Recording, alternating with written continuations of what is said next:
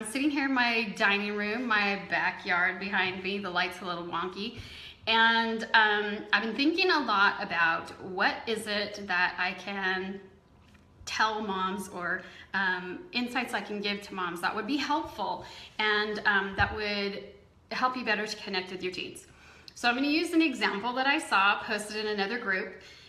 Somebody that I don't know, and none of you would know either, but this mom posts in this group. She's like, I'm so frustrated with my 13-year-old. Here's what happened. So the situation was that her 13-year-old stole his dad's vape and he took it to school. He got caught vaping at school. The school called the police, and this kid got kicked off his baseball team. And I want to talk about the baseball at the end because that to me is the biggest problem here, is that he got kicked off the baseball team. So just out of curiosity, because I didn't know who this person was, I clicked on this mom's profile, and her cover photo was of her bare back with her tattoos, and then her profile picture was her drinking hard liquor right out of the bottle. And I thought to myself, oh honey, your problems are just beginning. And here's why. Because teens see themselves as budding adults.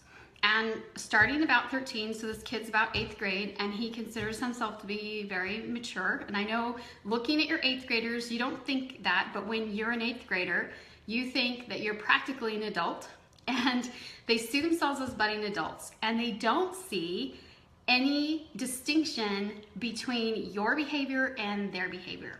So rule number 1 with teens is, if it's okay for you, it's okay for me. So number 1, the problem here is that dad is vaping, therefore the kid says, I can vape too. And the fact that the school forbids it makes it all that more appealing, because by having that behavior at home, you've already condoned it. And so it's okay, it's just that the school has these stupid rules, and so then the kid does this at school and he gets into big trouble.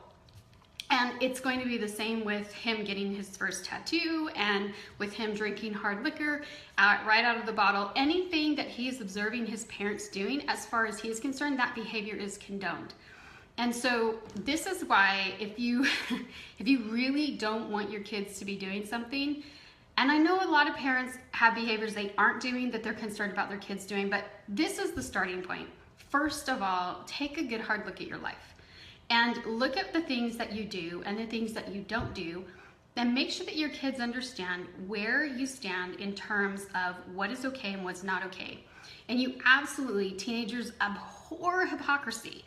And so you absolutely cannot be like, hey, I'm smoking, don't smoke. It's terrible, because it just doesn't work. If you don't want your kids to smoke, you have to quit. If you don't want your kids to drink, you have to quit. The other thing too is with teenagers, there's what I call the law of magnification, and I made this up, but this is the way it's always been to me, and I can see it with teenagers, and I'm not sure other parents observe it. But it's the idea that you take your bad habit and 10x it. So like if you go out on Saturday night and you have 1 beer and your kids are observing that, they think the behavior is condoned, but they don't have the ability to manage or to moderate behavior. And so take that and then 10x it. So if you're drinking 1, they're drinking 10. If you're smoking 1 cigarette, maybe they're smoking 10.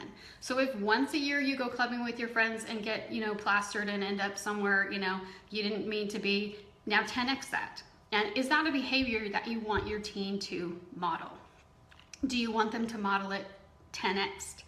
And so, so that's the first place to start.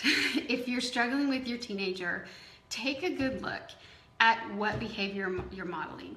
And I know it's not easy overcoming your bad habits, but at the same time, if you are trying to quit doing something, if you're trying to quit swearing, or you're trying to quit smoking, or you're trying to quit whatever, trying to quit eating so much sugar on the weekends, or whatever it is, the fact that you're trying to overcome that behavior also becomes a part of their process. It also becomes a part of their, of their value system, that if I have a bad habit and I'm not happy with it, then I can change. And those are some really important lessons that we need to teach our teenagers. But first and foremost, if your kid's doing a behavior, that you're not happy with, you need to ask yourself, is this a behavior that I'm already engaging in? And then have a conversation about that with your teenager, and know that it just doesn't fly to say, well, it's okay for me because I'm an adult, because that doesn't work with teens. They see themselves as adults too. Now, before I forget, let's go back to the baseball thing. The biggest problem for that 13-year-old was that he got kicked off his baseball team. And the reason that's a problem is that sports, clubs, band, those kind of things, those are resiliency building activities.